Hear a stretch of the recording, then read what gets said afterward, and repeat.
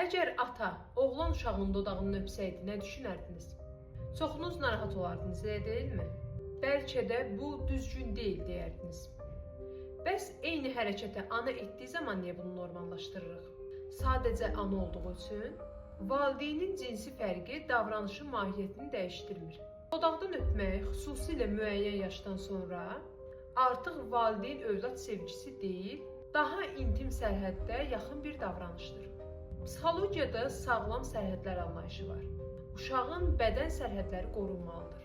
Uşaq bilməlidir ki, kim onun harasına toxuna bilər, kim harasına toxuna bilməz. Bu bədən sərhədləri formalaşmalıdır. İntim jestlər valideynə məxsus bir davranış deyil. Valideyn övlad münasibəti, sevgi, təhlükəsizlik və qayğı üzərində qurulmuşdur. Amma intim jestlər valideynə məxsus olan bir davranış deyil.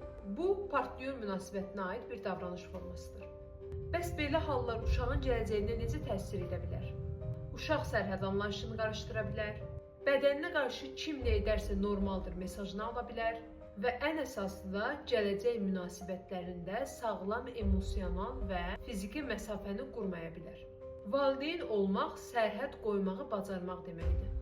Çünki uşağın gələcək psixoloji sağlamlığını məhz bu sərhədlər formalaşdırır.